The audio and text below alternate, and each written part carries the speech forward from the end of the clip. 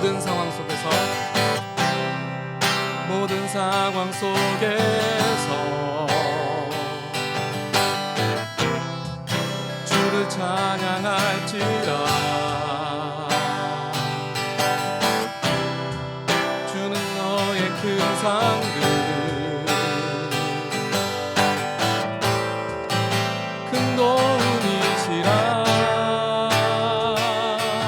주의 얼굴 구할 때, 주의 얼굴 구할 때, 주의 영을 부사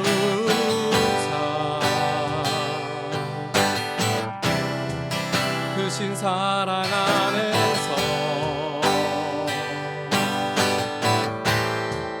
주를 보게 하소서.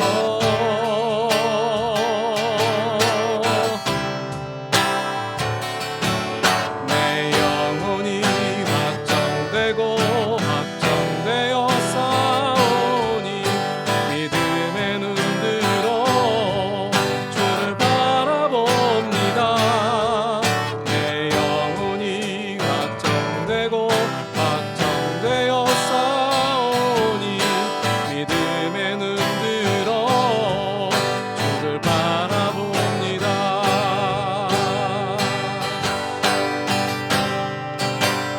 다시 한번 모든 상황 속에서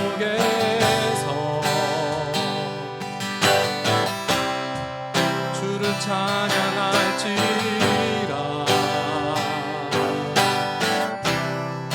주는 너의 큰 상급, 큰 도움이시라.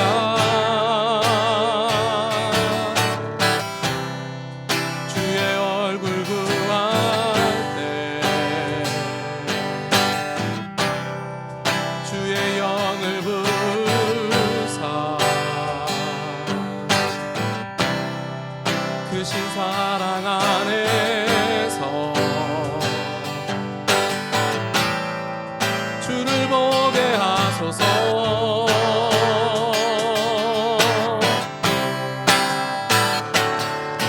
내 영혼이 확정되고 확정되어 싸우니 믿음의 눈 들어 주를 바라봅니다.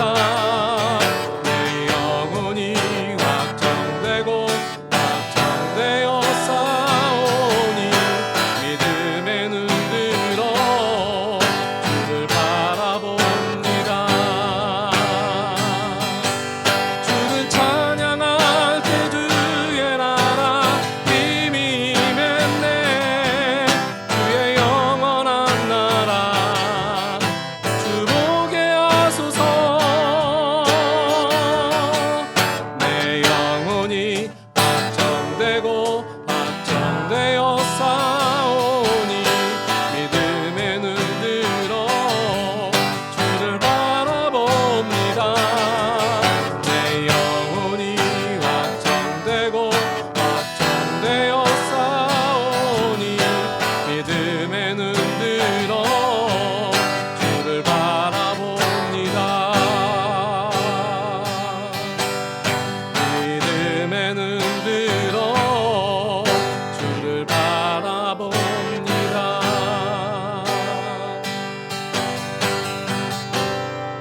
이곳에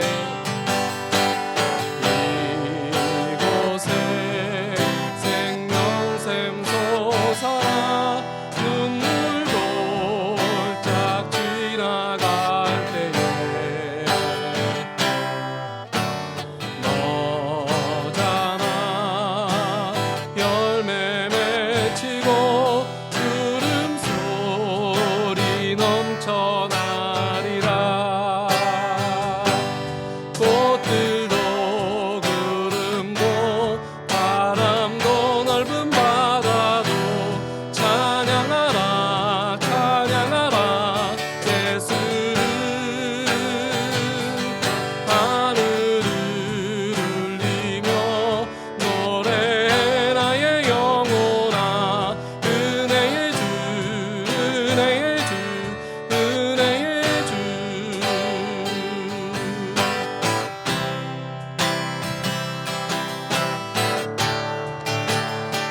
그날에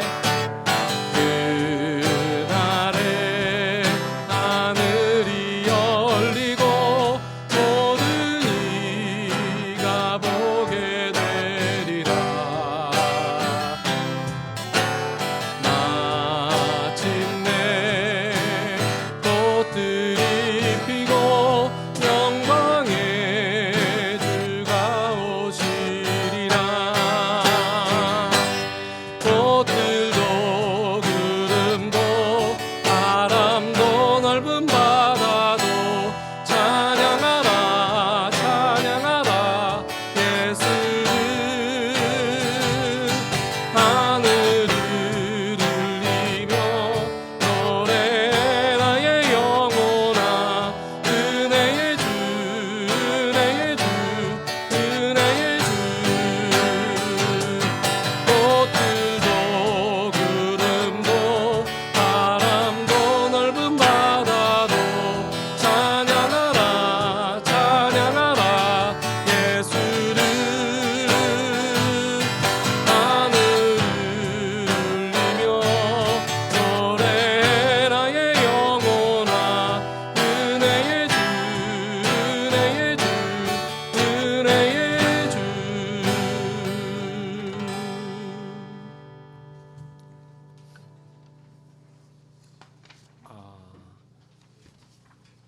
그 다음에 다른 장을 보시면요, 끝없는 사랑이라고 되어 있는 곡이 있습니다. 혹시 이 곡 아시는 분 계세요? 끝없는 사랑? 아시는 분? 많이 없네요. 여러 번 불러보면 언젠가 익히시겠죠? 불러보도록 하겠습니다. 당분간 제가 솔로하게 생겼네요. 네. 그러니까 제가 찬양을 고르는 걸 좀 힘들어해요. 아시는 분들은 아시겠지만 가사가 너무 막 이렇게 조금 너무 열렬하게 막 이렇게 부담스럽게 고백하는 것도 조금 별로 안 좋아하고, 그래서 되도록이면 하나님을 찬양하는 내용이 들어있으면 그런 곡들을 많이 고르는 편인데, 네, 그래서 그런 곡들 위주로 곡을 골랐고요.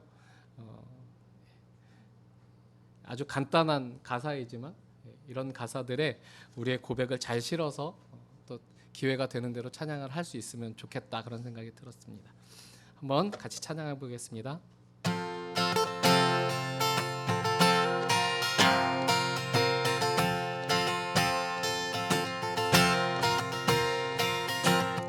하늘보다 더 높은 주의 사랑, 하늘에서 주 자비 내려 영원한 사랑 알게 하소서. 너무도 깊은 주의, 다시 한번 하늘보다 높은 주의 사랑, 하늘에서 주 자비 내려 영원한 사랑 알게 하소서. 너무도 깊은 주의 끝없는 사랑 흐르게 하소서. 주 사랑 더 알게 하소서. 나에게 주소서. 끝없는 사랑 원합니다. 끝없는 사랑 흐르게 하소서. 주 사랑 더 알게 하소서. 나에게 주소서. 끝없는 사랑 원합니다. 다시 한번 하늘보다 높은 주의 사랑, 하늘에서 주 자비 내려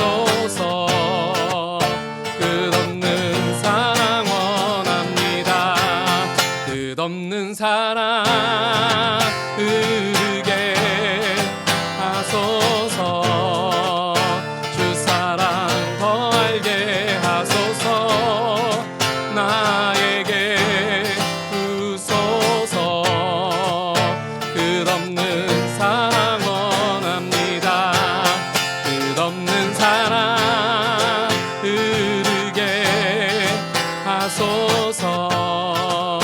주 사랑 더 알게 하소서. 나에게 주소서. 끝없는 사랑 원합니다. 나를 향한 주의 사랑, 나를 향한 주의 사랑, 산과 바다에 넘치니 내 마음 열 때 주님 나에게 참 자유 주셨네.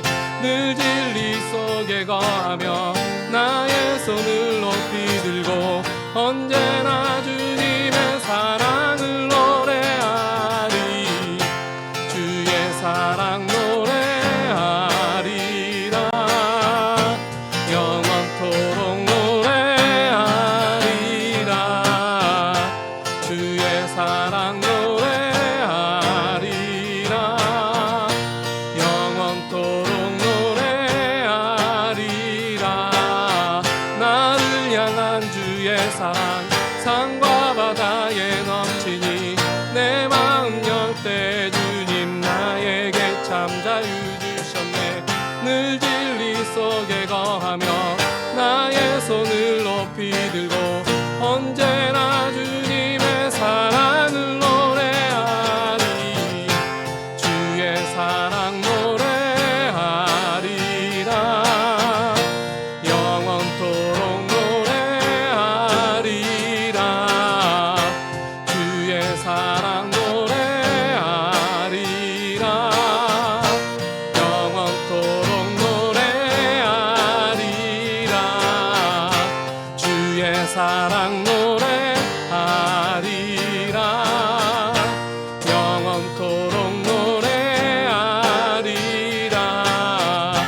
주의 사랑 노래하리라.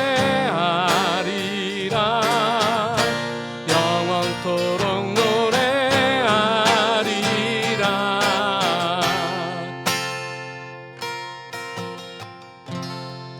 원래는 다시 끝없는 사랑으로 돌아가서 계속 끝없는 사랑을 끝없이 하려고 했지만 네. 확실히 주로 제가 그 수련회 와서 약간 이렇게 예배 형식을 갖는 프로그램을 밤에 하다가 저녁에 하다가 아침에 하니까 텐션이 많이 떨어지네요. 마지막으로 우리 그 뒷면을 넘겨보시면 네, 다하시네 그리고 비준비하시니 이렇게 있는데요. 혹시 비준비하시니 찬양 아시는 분 계세요? 잘 모르시는군요. 그러면 먼저 비준비하시니를 좀 같이 해보도록 하겠습니다. 가사가 참 좋더라고요. 오랜만에 좋은 가사. 근데 이제 이게 시편 아마 147편인가 8편인가 그 시편을 가지고 가사를 붙인 찬양인 것 같아요. 예. 확실히 고백이 어설픈 것보다는 성경에 있는 고백을 우리가 불러다가 하는 것도 좋은 것 같습니다.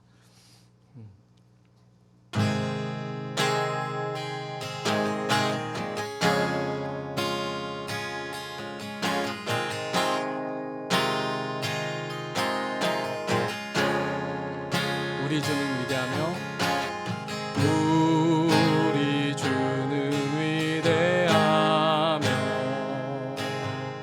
능력이 많으시도다. 그의 지혜 무궁하며 인자는 영원하도다.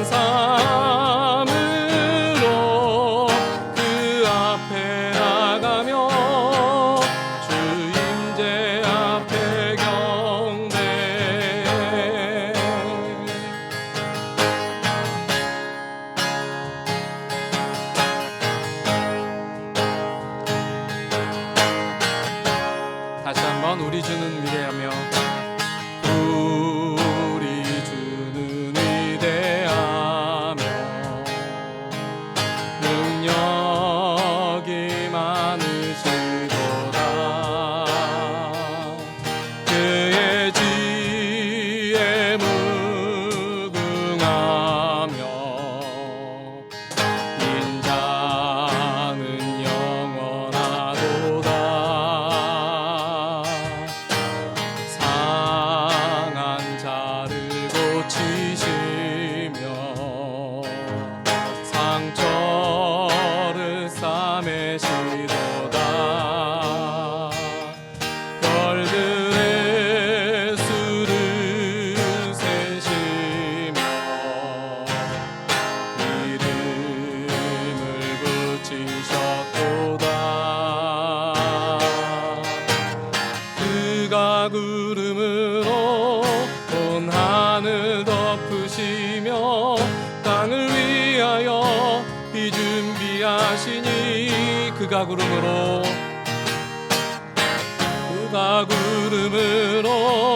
하늘을 덮으시며 땅을 위하여 비 준비하시니 예루살렘아 여호와를 찬송할지어다. 내 하나님을 감사함으로 그 앞에 나가며 주 임재 앞에 경배. 그가 구름으로 하늘을 덮으시며 땅을 위하여 비 준비하시니 예루살렘아 여호와를 찬송할지어다. 내 하나님을 감사함으로 그 앞에 나가며 주 임재 앞에 경배.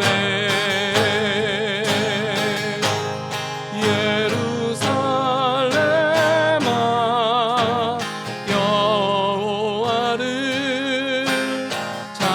찬송할지어다. 내 하나님을 감사함으로 그 앞에 나가며 주 임재 앞에 경배.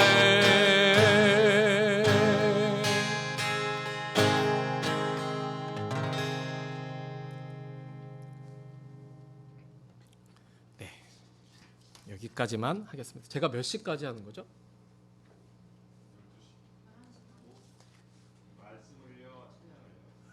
아, 찬양 따로 말씀 따로 해요? 집사님 11시 반. 네. 그러면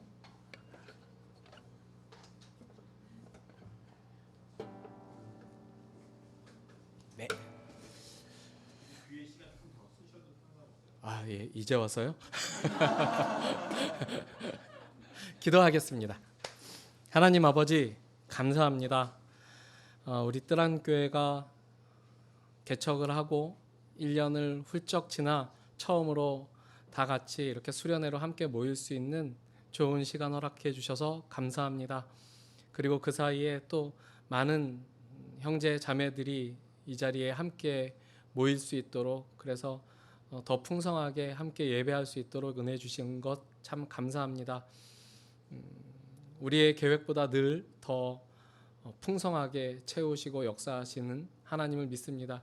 때로는 그것이 우리의 눈에 볼 때 세상적인 기준에서 보자면 모자라지는 것 같고 뒤집어지는 것 같고 무너지는 것 같을 때에도 하나님은 성실하게 우리의 삶을 세워가시며 하나님의 백성으로 영광되게 인도해 가시는 것을 우리가 믿음으로 고백합니다.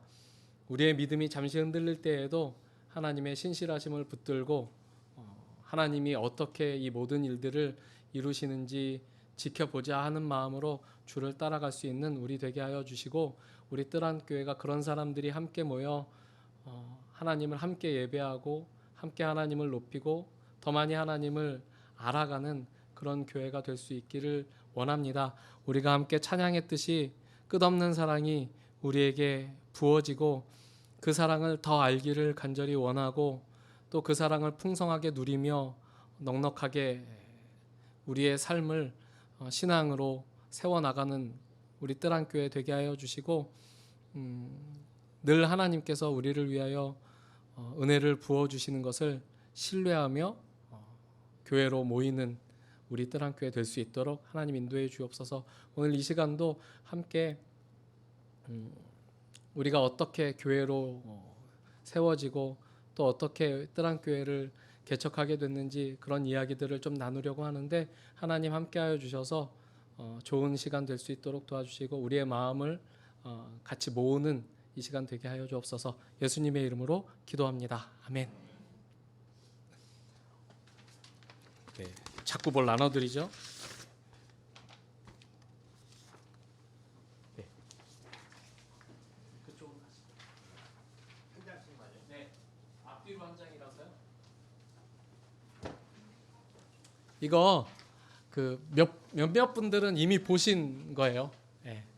아주 초기에 개척 그 멤버로 모인 분들에게는 제가 이렇게 좀 이렇게 공유했었던 내용인데, 수련회에서 뭘 할까 하다가 설교하면 또 내일 아침에 또 설교해야 되잖아요. 그래서 그 설교가 너무 이렇게 자주 반복되는 거를 제가 저 스스로 좀 이렇게 그렇게 좋아하지 않는 편이라서 오늘은 새롭게 합류하신 분들도 많이 계시고 이 내용을 전혀 모르셨던 분들도 계셔서 이 내용을 함께 나누면서 우리가 함께 이렇게 좀 꿈꾸고 또 함께 이렇게 이루어갈 교회가 어떤 모양이 되었으면 좋겠다고, 어쨌든 담임 목사가 됐으니까 담임 목사의 의중이 또 중요하고, 네, 뭐 담임 목사 마음대로 교회를 끌고 간다 이런 느낌이 아니라 이게 공유가 되고 교회 구성원들도 이런 마음들을 함께 이제 이해하고 받아들이면서 교회를 세워가면 좋겠다, 이런 생각이 들어서 나누게 됐습니다. 그래서 제가 제 고백이니까 이렇게 읽어가면서 또 덧붙여서 설명할 부분들이 있으면 좀 덧붙이면서 그렇게 이야기를 하도록 하겠습니다. 이게 작년 한 2, 3월 그때 아니다, 재작년 말에 쓴 그 글이에요. 그래서 이제 개척 기도회 막 이제 2020년 11월 그때 개척 기도회 할 때쯤 이 이제 내용을 그 소수의 멤버들하고 좀 공유를 했었는데, 혹시 이거 받아보신 적 있다 기억나시는 분? 아, 그렇군요. 네. 네네. 그래서 이제 개척을 막 앞두고 시작하는 시점에서의 고백이라는 걸 염두에 두시고 보셨으면 좋겠습니다. 네. 어쩌다 제가 개척을 결심하게 됐는지 이제 둘째 줄부터 있는데요. 제게는 무슨 거창한 포부가 있는 것도 아니고 목회에 대한 무슨 비전 혹은 청사진이 따로 있지 않았습니다. 왜 개척을 하였는지를 말하려면 우선 제 자신의 신앙 여정을 되짚어 봐야 될 것 같습니다. 나이가 차고 성숙해지면 좋은 사람을 만나 결혼하는 것이 굉장히 보편적인 그런 일인 것처럼 저도 신앙생활의 여정의 어떤 연장선상에서 굉장히 자연스럽게 개척으로 이렇게 이어졌다라는 생각을 가지고 있었기 때문에 네, 감사합니다. 이런 고백을 한 거고요. 그래서 약간 이제 제 고백이 좀 들어 있어요. 별로 안 궁금하셔도 할 수 없습니다. 네. 저는 어린 시절부터 이제 청년 초기에 이르기까지 아버지 교회에서, 아버지가 목사님이셔서 아버지 교회에서 아주 작은 100명 정도 되는 작은 개척 교회에서 신앙생활을 쭉 해왔었습니다. 그러다가 청년부 때 강변교회라는 좀 중형교회 350명 정도 되는 중형교회 사이즈의 강남에 있는 교회로 교회를 옮겼어요. 그때 이제 저희 아버지랑 저랑 갈등이 굉장히 많이 심해져 있는 상태였고, 저 개인적으로는 굉장히 신앙에 방황기였었거든요. 늘 아버지에게 신앙을 강요받다 보니까 내가 신앙이 없나 생각하면 신앙이 없지는 않은데 되게 부자유스러운 거예요. 그리고 이미 그 교회에서는 약간 문제아 느낌의 행태를 많이 보여서 거기서는 뭔가 이렇게 갑작스럽게 변화된 모습을 보여주기가 너무 어려웠었어요. 나 진지하게 나도 신앙에 대해서 고민하고 좀 그 신앙생활을 이렇게 해보고 싶은데 그 교회에서는 뭐 저 위로 뭐 동생들 맨날 끌고 돌아다니면서 놀러 다니고 그랬었던 형이어서 예, 뭐 위라 아래로나 다 좀 이렇게 잘 노는 형 그런 느낌의 사람이어서 신앙생활을 제대로 이렇게 좀 펼치지를 못하고 있다가 교회를 옮겨야 되겠다 그러고 이제 아버님께 교회를 옮기겠습니다 그랬더니 저희 아버지도 그러면 군대 가는 셈 치고 2년을 보내주겠다. 그래서 그 강변교회로 보냈는데 그 강변교회 저희 아버지랑 신학교 동기 목사님이 청년부 담당으로 계셨었거든요. 그래서 이제 글로 가서 저 사람 만나서 결혼을 하게 된 건데 거기에서 또 신앙생활을 하고 그 다음에 거기서 지내는 동안 2년만 지내고 오라 그랬는데 제가 눌러 앉아서 6년을 강변교회에서 생활을 하다가 신학교를 가게 되고 이제 신학교를 가니까 사역을 해야 돼서 사역지를 전혀 생각하고 있지 않았는데 남포교회 박영선 목사님이 그 저희 신학교 강의를 하셨었거든요. 그 강의에서 이제 부름을 받아서 제가 이제 남포교회로 왔죠. 그래서 그 개척교회, 중형교회, 대형교회 이 순으로 제가 이제 쭉 해온 거예요. 그러면서는 굉장히 이렇게 조금 더 자유롭게 신앙을 고민하고 그다음에 조금 이렇게 회복하고 그다음에 헌신하고 사역자가 되는 그런 길을 쭉 걸었었던 거죠. 그 제가 얼마나 철없었고 반항이 있었는지에 대해서는 거기 한 셋째 단쯤 잘 설명을 했는데 그 정도만 아세요. 너무 깊이 아시려고 하시지 마시고. 예, 그렇게 새로운 환경으로 넘어오니까 이전에 강요된 신앙에서 나 스스로 점검하고 결단하고 이렇게 걸어가는 그런 신앙을 제가 할 수 있었던 거고 그리고 나서 또 거기서도 조금 답답하고 해소되지 않는 부분들이 박영선 목사님 만나서 신학교에서 조금 풀리고 기쁘게도 내가 은사라고 생각하시는 분이 저를 불러주셔서 제가 남포교에 와서 중등부 전도사로 4년, 청년 일부 전도 목사로 11년 그렇게 이제 생활을 한 거죠. 그리고 이제 박 목사님께 많이 배웠고 그래서 제가 하는 설교 그다음에 이렇게 신앙적으로 이렇게 갖고 있는 애티튜드 이런 것들이 박영선 목사님 식의 것들이 많고 그래서 뭐 대부분은 남포교회 대부분이 아니구나 여기는 전부 다 남포교회 출신이라서 이런 부분들이 전혀 어색하지 않고 잘 이제 뜨란교회로 이어지게 된 것 같아요.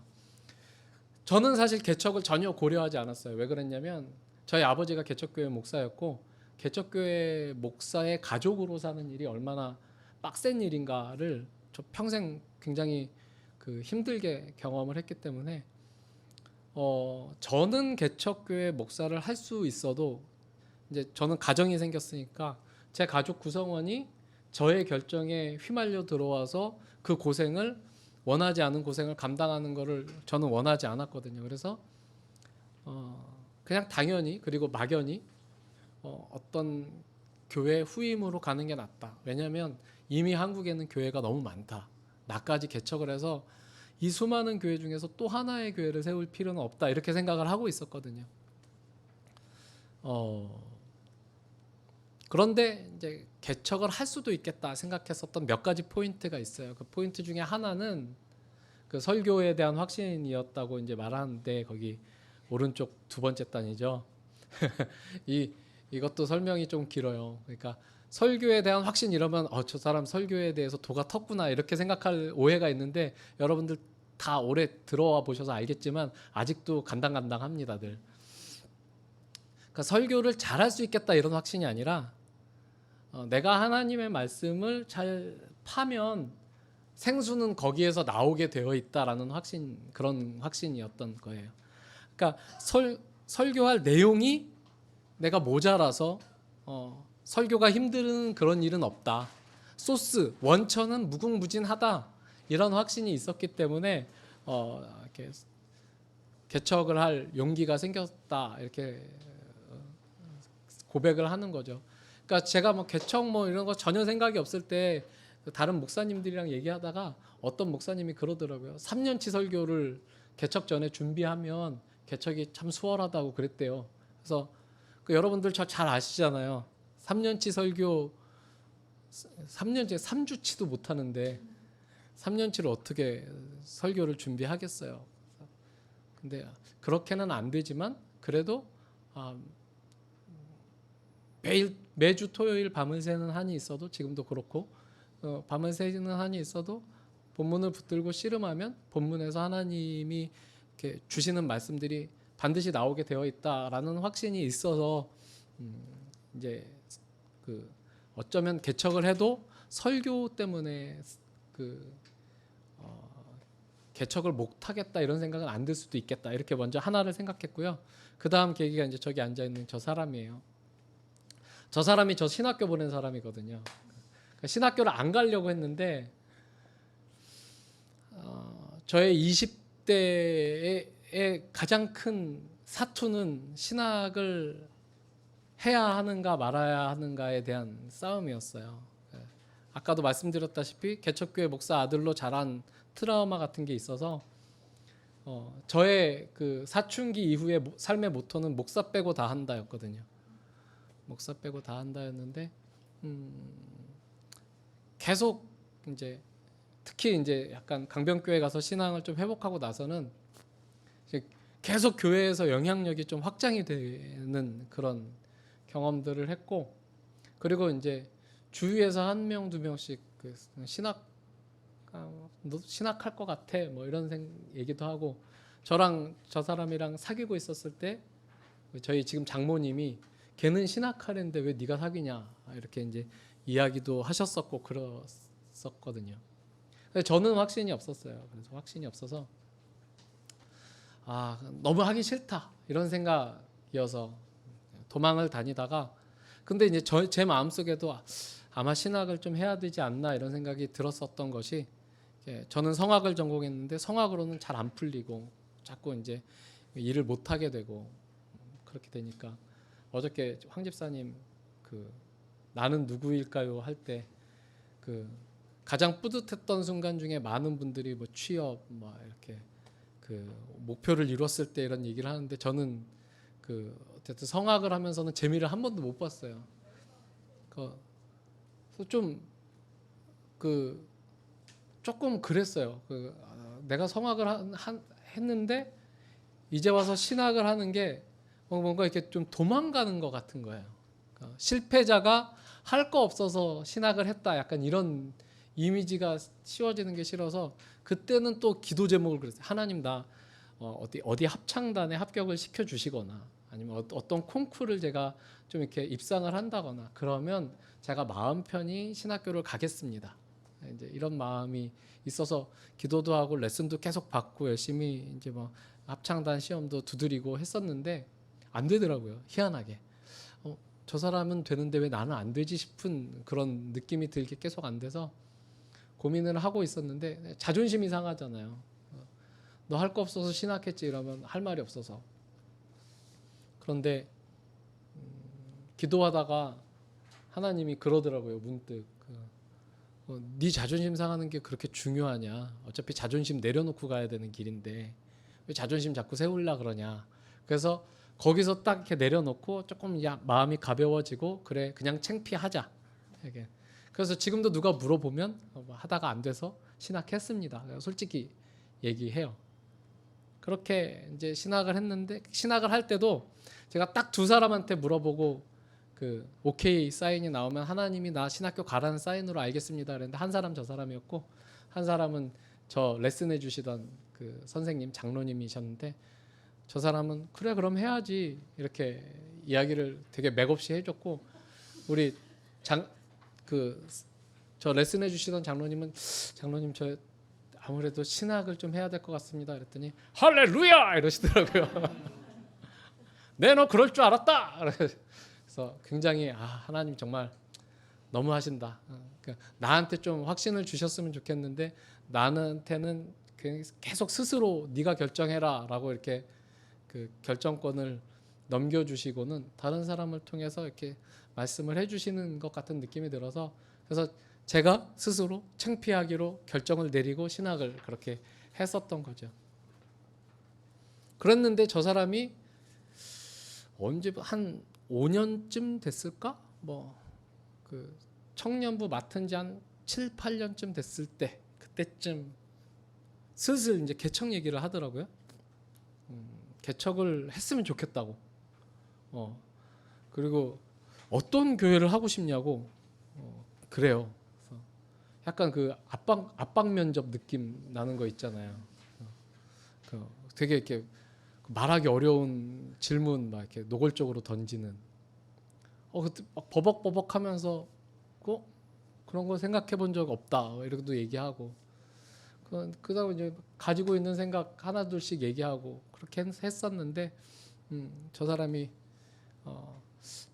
당신은 개척을 하는 게 좋을 것 같다라고 이야기를 했고 저도 그 무렵에는 이제 조금 이제 많이 상황이 달라졌잖아요. 제가 어렸을 때 교회랑 지금 물론 하중이 아예 없는 건 아니지만 혜윤이나 저 사람들이나 목사님 집안에 속한 사모로서 목사님 딸로서 이제 하중이 없는 건 아니겠지만 그래도 제가 어렸을 때보다는 많이 그 하중이 줄어드는 것 같아서 그래 해야 되겠다 이런 생각도 했고 그다음에 이제 묘하게 그 무렵에 이제 제가 기억하시는 분들 계시고 받으신 분들도 계실 텐데 제가 이렇게 한동안 내가 한번 엽서를 써서 이렇게 손편지를 좀 보내봐야 되겠다 이렇게 생각을 하고 손편지를 보낸 적이 있어요. 이제 친구들한테 그랬더니 지금 여기 우리 멤버는 아니지만 심재원이라는 친구가 그 친구는 그냥 노골적으로 다 얘기하는 친구잖아요. 야 서정권 목사님 미쳤나봐 개척하려나? 막 이러고 막 다녔었던 거예요. 개척하려나봐 막 이러면서 이제 뭐 그런 이야기도 좀 듣고 있었는데 이제 조금씩 이제 개척으로 마음이 굳어져 가고 있었던 그 즈음에 가까이 지내는 몇 사람들한테 이제 뭐 개척할 수도 있겠다 뭐 이런 이야기들을 이렇게 이제 농반 진반으로 그때는 마음이 정해지지 않았으니까 흘렸더니 개척하면 자기 따라오겠다고 그래서 너가? 그래서 몇 명 이렇게 이제 그런 얘기를 해줘서 조금 이렇게 뭐랄까 이렇게 힘이 났어요. 그러면 할 수도 있겠다. 어떤 사람은 교인 하나도 없이 맨바닥에 헤딩하듯이 개척도 하는데 나는 최소 몇 명 있는 거구나 이런 생각을 이제 하고 그다음에 이제 말씀을 드린 거죠. 그래서 이제 개척이 시작됐어요. 개척 교회를 하면서 많은 사람들의 개척 얘기를 듣고 그다음에 개척을 준비하는 어떤 자세에 대한 조언도 많이 들었어요. 제가 찾아다니면서 듣진 않아요. 근데 이제 얘기해 주는 사람이 있고 그리고 이제 저희 아버지 그리고 아버지와 연관된 분들이 이제 그런 얘기들을 이렇게 하는데 좀 컬러가 좀 다르죠. 저랑은. 저는 이제 박영선 목사님 쪽 컬러가 강하니까 가정 공동체 같은 거거든요. 가족이잖아요. 가족을 자기가 선택한 것도 아니고 가족이 무슨 목적을 향해서 이렇게 다 같이 막 이렇게 힘을 합쳐서 일하는 그런 공동체가 아니고 가정은 생명이 태어나는 곳이고 그 생명이 존중받고 자라는 곳이고 사랑을 주고받는 곳이고 그래서 그 가정이 있음으로 해서 사회생활을 좀 힘들더라도 가정에 와서 쉬고 또 위로받고 그러면서 버틸 수 있고 늘 위로만 있진 않아요. 가정이 더 힘들 때도 물론 있어요. 그렇지만 그래도 기본적으로 가정은 그런 공동체거든요. 내가 여기는 좀 나랑 안 맞아 이런다고 확 쉽게 떠날 수 있는 그런 것도 아니고 너무 안 맞는 사람이라 할지라도 가정의 공동체 구성원으로 있으면 그 사람이랑 맞고 안 맞고를 떠나서 같이 지내야 되는 게 당연하고 그리고 그 너무 다른 사람이 우리 아내랑 저랑 진짜 굉장히 다르거든요. 모든 면에서 성격적으로. 그렇지만 가정을 이루고 있다는 것은 같이 지내는 것이고 같이 잘 지내. 그리고 다른 게 크게 문제가 되지 않은 곳이 가정이잖아요. 여러분들 뭐 형제 자매 있으신 분들 다 알겠지만 오히려 가족이 가장 큰 스트레스의 원인이 되기도 하고 그래요. 그래서 저는 교회는 그런 가정 공동체와 같다라고 생각을 했거든요. 그래서 계획을 안 세웠어요. 개척을 하면서 뭐 몇 년 안에 뭐 부흥하고 몇 년 안에 5층 먹고 막 우리는 농담으로만 야 5층 이거 딱 교회다 막 이러면서 다녔지만 그거는 어떻게 될지 모르는 일이고 이제 막 결혼해서 단칸방 사는 그런 느낌으로 우리가 물론 이제 다른 개척교회에 비하면 거의 뭐 럭셔리한 개척입니다. 럭셔리한 개척인데 어쨌든 그렇게 잘 준비된 우리 작은 이 공간에서 하나의 가정과 같은 그런 공동체를 이루고 딱히 어떤 목표를 향해 달려가지 않으며 하나님 아버지를 고백하고 또 예수 그리스도를 주로 한 목소리로 고백하고 그렇게 이제 신앙생활을 여기서 하면서 사회생활을 할 때 밖에 나가서 각자의 생활을 할 때 닥쳐오는 여러 위기들, 시험들 이런 것들에 대해서 가정에서 보듬어지고 위로되고 하는 그런 일이 있듯이 교회에서 그렇게 그런 힘듦이 나누어지고 또 보듬어지고 위로도 받고 격려도 받고 그렇게 해서 각자의 삶이 또 더 풍성해지는 그런 공동체가 되는 거를 목표로 해요. 그게 목표라면 굳이 목표죠. 그게. 그러니까 지금도 여러 그 부담이 있어요. 담임 목사로서 우리 공동체가 조금 더 안정이 되기 위해서 지역에서 나오는 구성원들도 조금 이렇게 합류가 되고 그다음에 여러 그 세대의 사람들도 좀 있고 그래서 교회가 안정화가 되는 게 바로 이제 먼저 모인 우리 모두를 위한 길이다 이런 생각은 있어서 그럼 어떻게 해야 되나 이런 고민들은 있지만 그 약간 뭐랄까요 그 사업 마인드로 넘어가는 거는 굉장히 그 경계를 하고 있어요. 그리고 이제 교회의 가장 기본적인 그 뭐랄까요 이게 교회됨, 교회의 가장 기본적인 캐릭터가 뭐냐라고 했을 때는 내가 그리스도를 주로 고백하는 거 마태복음 16장 16절에 베드로가 고백한 것처럼 주는 그리스도시요 살아계신 하나님의 아들이십니다.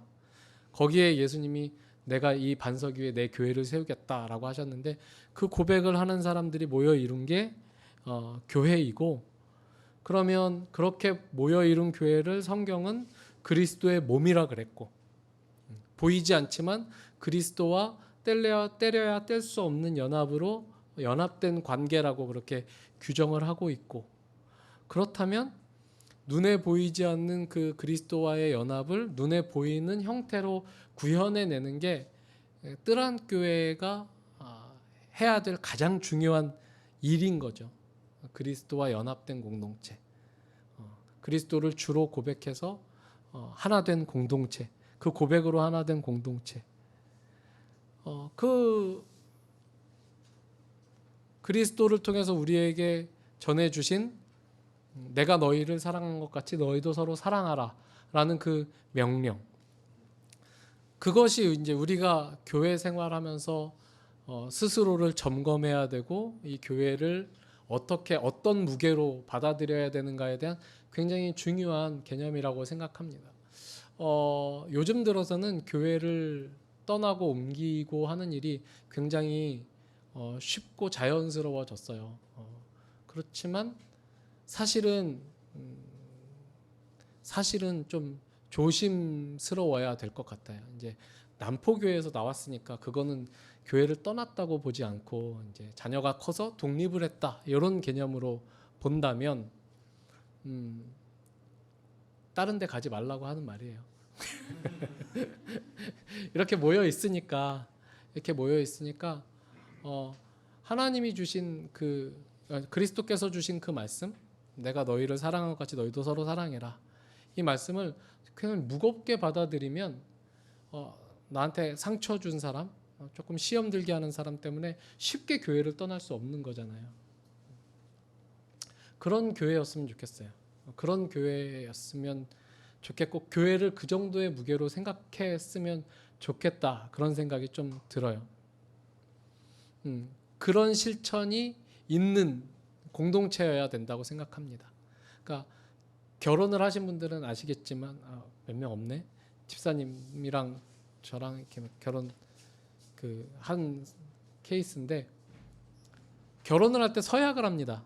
이 사람이랑 평생 어떤 상황 조건이 변하더라도 이 사람과 끝까지 사랑하겠습니다. 이렇게 서약을 하고 결혼을 해요. 물론 그렇게 결혼을 해도 헤어지는 경우가 있을 수 있어요. 그렇지만 어려운 거예요. 그건 굉장히 어려운 일인 거예요. 쉽게 결혼하고 쉽게 이혼하는 건 저기 라스베가스에서나 하는 거고 미드에서 보니까 그렇게 하더만.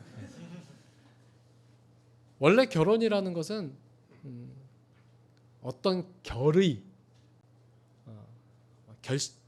결심이라고 하기에는 너무 가볍고 어떤 각오 같은 게 있어야 되는 거예요. 이 사람과 평생 묶여서 같이 살겠다. 어떤 위기 속에서도 이 사람을 진정성 있게 붙들고 사랑하겠다. 이런 결정이 있는 거거든요.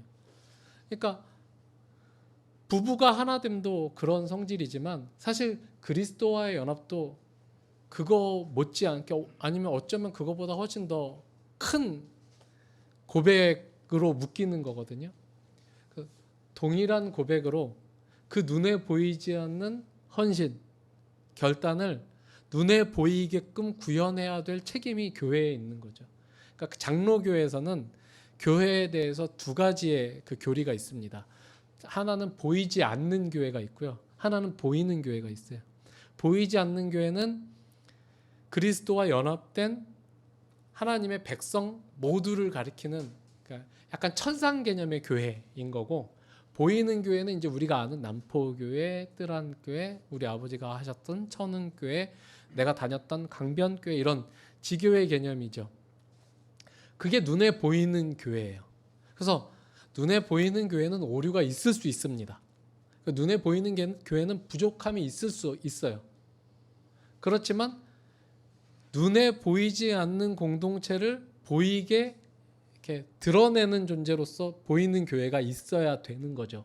그러면 이 교회의 가장 큰 본질은 이 보이는 교회가 보이지 않는 교회를 얼마나 잘 반영하고 있느냐, 얼마나 잘 구현하고 있느냐, 그리고 이 보이지 않는 교회가 그냥 단지 그거는 우리가 할 수 없어, 하나님이 하시는 거고 천상적인 개념인 거야, 이렇게 그냥 넘겨놓고 무책임하게 넘겨놓고 우리의 교회를 그냥 못난 대로 하는 것이 아니라 그걸 잘 구현해내는 게 우리의 책임이다, 여기에서의 우리의 일이다, 이렇게 고백을 해야 되는 거죠. 왜냐하면 사람들은 보이는 교회밖에 볼 수 없으니까. 그 보이는 교회를 보고 그리스도와 연합된 사람들을 평가하고 그것의 가치를 느끼고 증언하게 인식하게 될 테니까요. 그러니까 굉장히 무거운 책임을 맡은 거죠. 옛날 구약시대 이스라엘 같은 책임을 지금은 교회가 맡고 있는 거죠.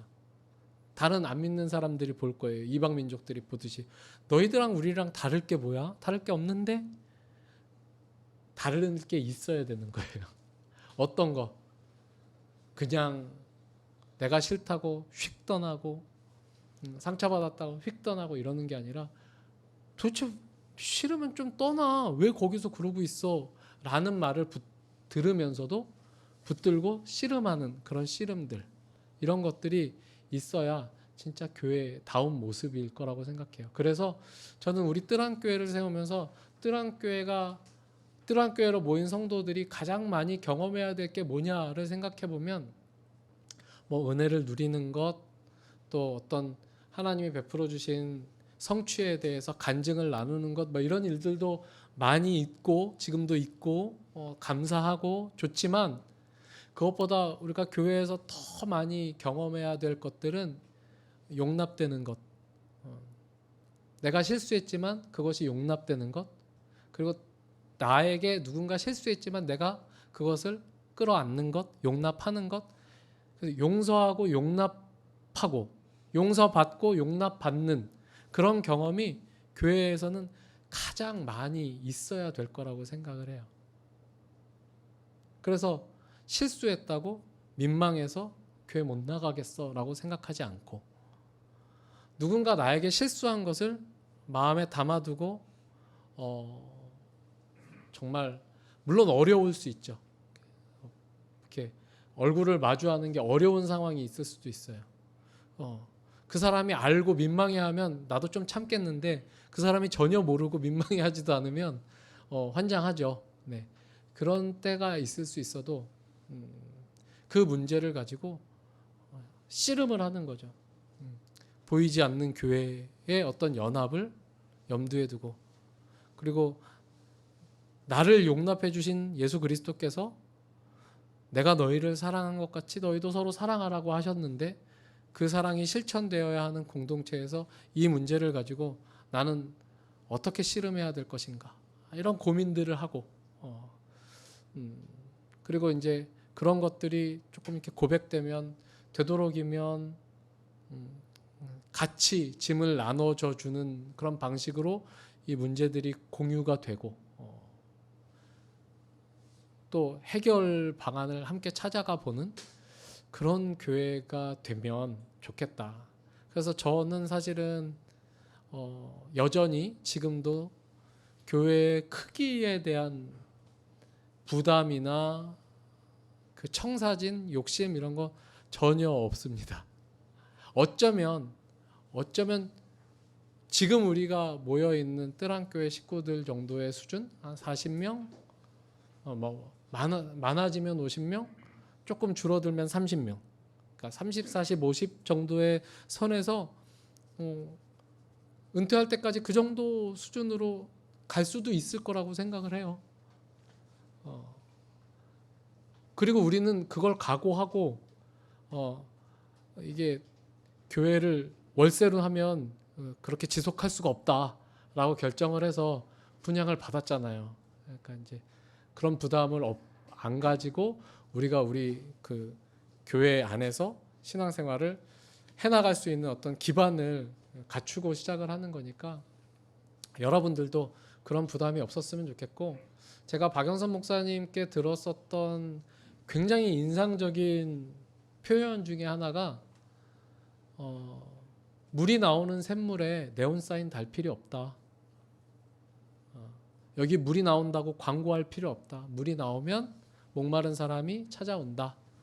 그래서 우리는 그 생수를 이렇게 끌어올리는 교회가 됐으면 좋겠어요. 그 생수는 그리스도께서 우리에게 보여주신 사랑에 근거한 것이고, 우리가 서로 사랑할 때 그 샘물이 나올 것이고, 굳이 우리가 한국의 교회들과 우리 교회를 차별화하려 하지 않아도 그것으로 충분히 다른 교회가 될 수 있을 거라고 생각을 합니다. 그리고 저는 우리 교회가 저는 지금까지 한국 교회가 알고 왔었던 당연한 가르침, 당연한 분위기 이런 것들을 이제 스텝 오버해서 그 다음 스텝을 좀 밟아가는 교회가 될 거라고 믿어요. 그래서 좀 무슨 형식이 다르고 그런 게 아니라, 우리 예배 형식은 좀 고루하잖아요. 그냥 남포교회식으로 똑같잖아요. 세린이가 제발 5장 찬송하는 것 좀 바꾸자고 계속 그러는데 고민 중이에요. 고민 중이에요. 예. 언젠가 뜨란교회 시그니처가 생기겠죠. 예. 그런 형식을 우리가 쭉 유지하면서도 형식이 문제가 아니라 내용이, 그리고 모여서 이룬 그 모임의 성격이 우리의 다음 세대를 지향하는, 그러니까 여러분들이 어른인 거예요. 황 집사님이 우리 뜨란교회에 합류하시기로 했었을 때 제가 황 집사님께 한 가지 딱 부탁드렸어요. 집사님, 이 친구들이 어른입니다. 이 친구들이 어른 노릇할 수 있게 도와주는 어른이 돼 주십시오. 집사님 아주 잘해 주시고 너무 감사해요. 한번 박수.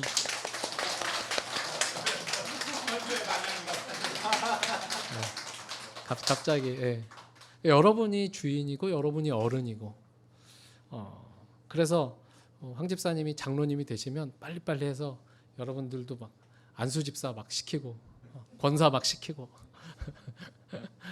그렇게 해서 우리 시대에는 어떻게 교회를 잘 가꿀 것인가를 우리가 스스로 결정하고, 우리가 그런 어른으로서의 역할을 잘 감당해가는 그 터전이 됐으면 좋겠고, 그 속에서 우리 교회가 더욱더 뜰한 교회다워지는 그런 일들이 있었으면 좋겠습니다. 맨 마지막 단락이 제가 진심을 담아서 쓴 단락인데, 사람이 가정을 떠나서도 살아갈 수는 있겠습니다만 가정에 속해 있는 것이 본인과 가족 모두에게 유익하고 건강한 일이듯이 누군가와 함께 교회를 세워가는 그 교회가 가정을 닮았으면 좋겠습니다. 돌아갈 힘이 없고 돌아갈 집이 있고 돌아가면 쉼이 있고 밥이 있고 편히 잠을 잘 수 있는 곳, 가끔은 싸우고 상처도 주고받겠지만 쉽게 단절하고 돌아설 수 없는, 떠날 수 없는 그런 곳, 그런 교회에서 저는 목사를 하고 싶고, 여러분은 그런 교회를 이루는 구성원들이 되어주셨으면 감사하겠습니다. 그 속에서 우리 같이 성장하는 뜰한 교회 모두가 됐으면 좋겠습니다. 네, 기도하겠습니다. 하나님 아버지, 개척한 지 벌써 16개월이 지났습니다. 이 기간 동안에 수련회 그런 것 잘 하지 못했고, 교제를 깊게 할 수 있는 기회가 좀 갈급했었는데 이렇게 좋은 시간 허락해 주셔서 감사합니다. 함께 교회를 이룬다는 것이 얼마나 설레는 일이고 또 함께 모험을 떠나는 그런 일인지 우리가 조금 더 피부로 와닿게 느낄 수 있는 시간들이 된 것 같습니다. 하나님, 이제 우리가 함께 뜰한 교회를 세워갑니다. 서로를 보듬고 사랑할 줄 알게 하여 주시고, 주님께서 제자들을 있는 모양 그대로 사랑해 주신 것처럼 우리도 어떤 특별한 모습을 강요하는 교회가 아니라 각자의 모습을 존중하며 각자의 개성대로 또 각자에게 하나님이 부여하신 그 독특한 모양의 거룩과 성화를 이루어가는 그런 터전이 되기를 원합니다. 하나님, 우리의 마음을 모으게 하여 주시고 또 교회를 귀하게 여기는 마음이 있게 하여 주시고, 조금 더 이제 어른으로서 교회를 책임지는 그런 책임자로서 우리가 서 나갈 수 있도록 주님 인도하여 주옵소서. 앞으로 우리 뜰한 교회가 계속 세워져 가는 가운데 어려움도 있을 것이고 또 위기들도 있을 것이고 그럴 것입니다. 하나님, 그럴 때 우리가 지혜롭게 하나님께서 요구하시는 사랑이 어떤 것인지를 선택할 수 있는, 사랑을 따라 우리의 선택을 내릴 수 있는 그런 지혜로운 사람들 다 될 수 있도록 함께하여 주옵소서. 주님의 사랑 더 많이 알아가는 교회, 그리고 그 사랑이 더 많이 연습되고 실천되는 교회, 그래서 굳이 막 생수를 길어 올리려고 애쓰지 않아도 생수가 흘러나는 그런 교회 되게 하나님 함께하여 주옵소서. 예수님의 이름으로 기도합니다. 아멘. 네, 마쳤습니다.